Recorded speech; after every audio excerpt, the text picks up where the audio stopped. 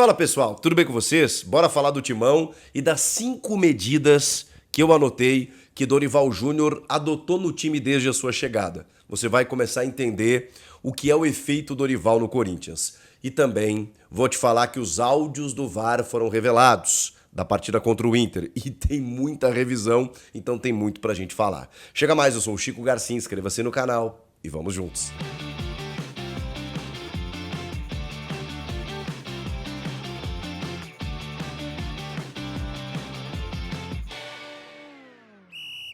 Tá chegando o Dia das Mães e eu quero te dar aquela dica da Golcase, a minha parceira, que tá sempre comigo aqui no canal, e já te dizer que tem promoção em dobro, 10% de desconto em todo o site, mas tem que usar o meu cupom Chico Garcia, o QR Code tá na tela e o link tá na descrição. Deixa eu abrir aqui, porque chegou o que eu tava esperando, gente.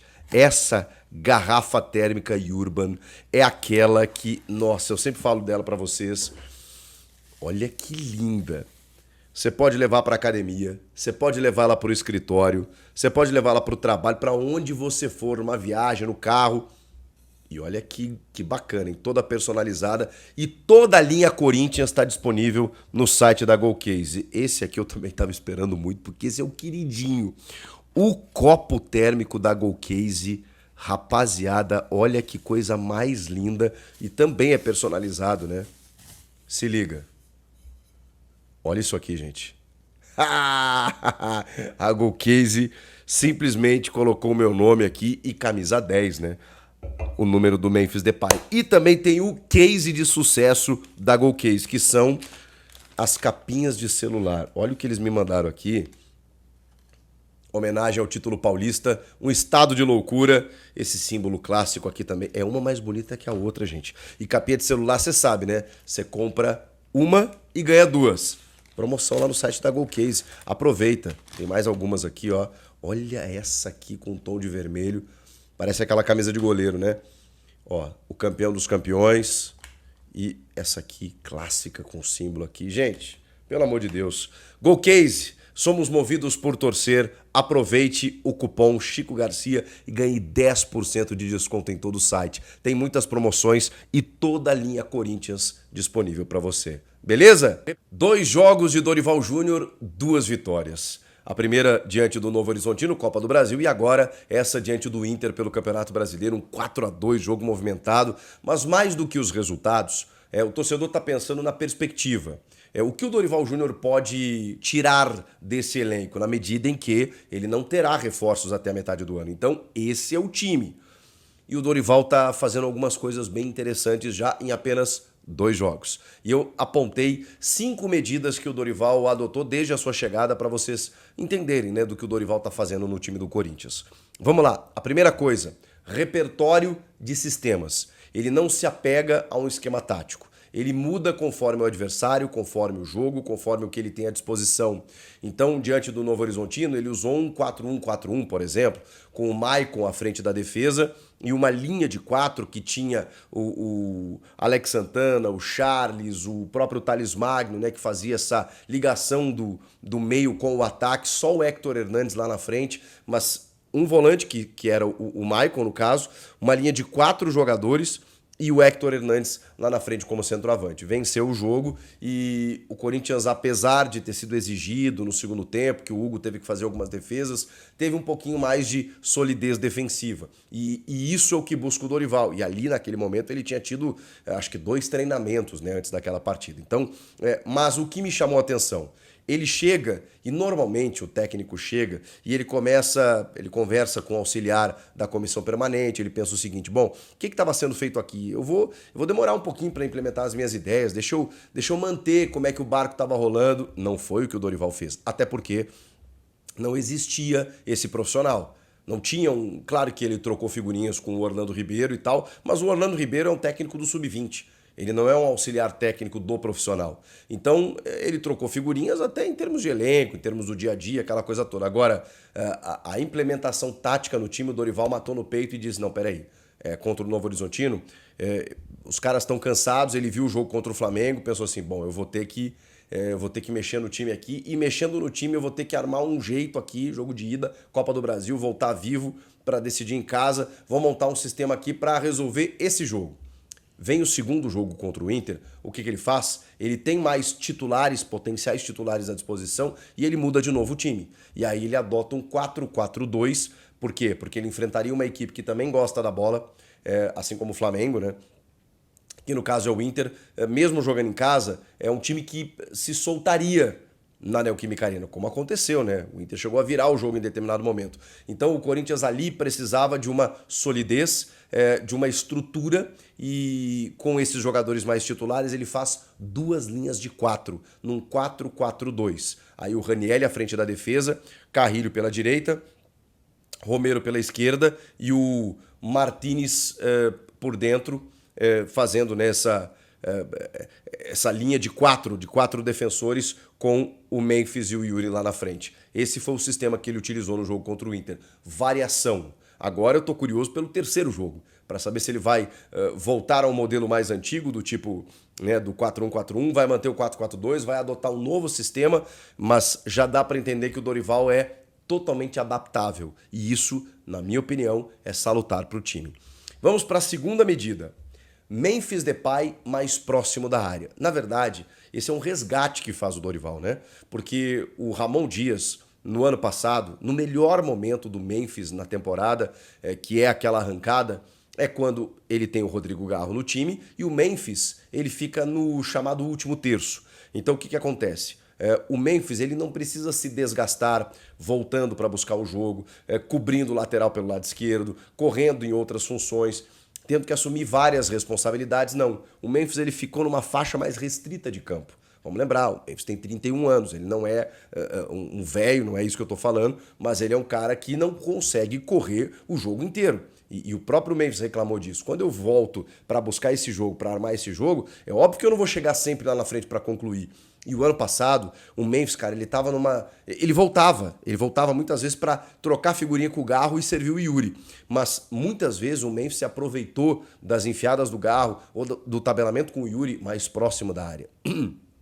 Nesse 4-3-3 do Ramon, mais recente, do Orlando Ribeiro também, sem a figura do Garro e do Coronado, o Memphis era o cara que tinha que construir também. E ele ficava muito distante da área. E estava sendo muito cobrado por isso. O Dorival chega e diz assim, não, peraí, eu preciso de você aqui, nessa faixa de campo, porque aqui é onde você vai me render melhor.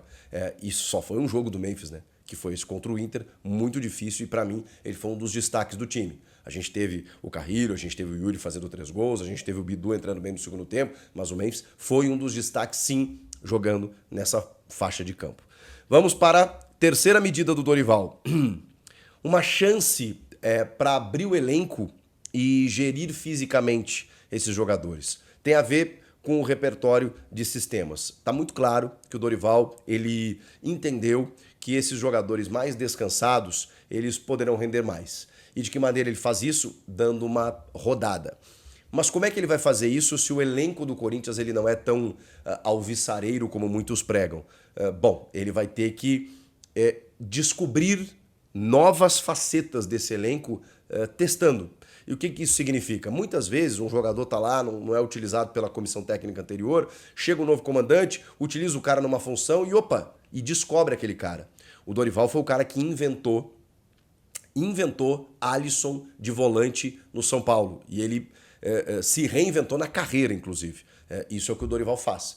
Então, o Alex Santana, que foi um cara super importante na chegada, depois teve uma lesão. O próprio Charles, que oscilou bons e maus momentos, mais maus do que bons, inclusive. Daqui a pouco pode ser um cara útil. Ele até falou no Hugo, né, que é o lateral, que a gente falou calma também, né, Dorival. Mas ele entende que o Hugo pode ser importante e, cara, ele tá chegando.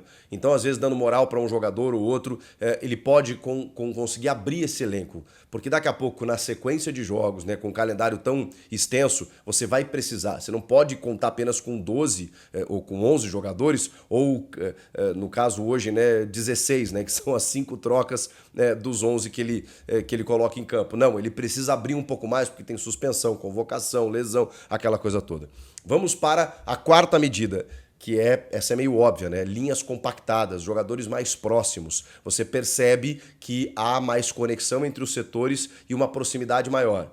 que era o grande problema defensivo do Corinthians, no espaçamento, não só no aspecto defensivo, mas também na criação, com um buraco entre o meio e o ataque, no chamado 4-3-3, quando você não tinha ali, muitas vezes, uma aproximação entre os atletas ali naquele sistema, deixando espaços que o adversário acabava aproveitando. Então essa medida foi imediata que o Dorival conseguiu colocar no time e até me espanta, me surpreende que ele tenha conseguido isso de forma tão rápida.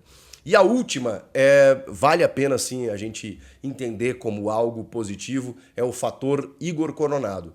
Porque ele vem sendo pauta, né? Vem sendo debate, o Dorival vem sendo questionado, ele não colocou ele como titular nos 2 jogos, quando todo mundo imaginava, bom, agora vai, ele deixa ele no banco de reservas, não utiliza contra o Novo Horizontino, utiliza contra o Inter, ele entra e faz um gol, um golaço.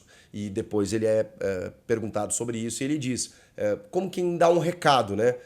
O Coronado é muito bom tecnicamente, eu dependo dele, mas eu preciso que ele esteja 100% fisicamente. Então, o Coronado tem esse problema desde que ele chegou, mas está visivelmente aberta a chance para que o Coronado possa se firmar como um substituto do Rodrigo Garro, como um meia de articulação, como um cara que possa daqui a pouco entrar nas partidas. Daqui a pouco ele não vai ser o titular absoluto, mas se ele entrar em todos os jogos, ter a interferência que ele teve, como nesse jogo contra o Inter, cara, eu acho que ele pode ajudar e muito. E a gente já viu bons momentos do Coronado no ano passado, quando ele fisicamente estava bem. Então, se o Dorival conseguir dosar nesse controle de carga que hoje eles chamam, né?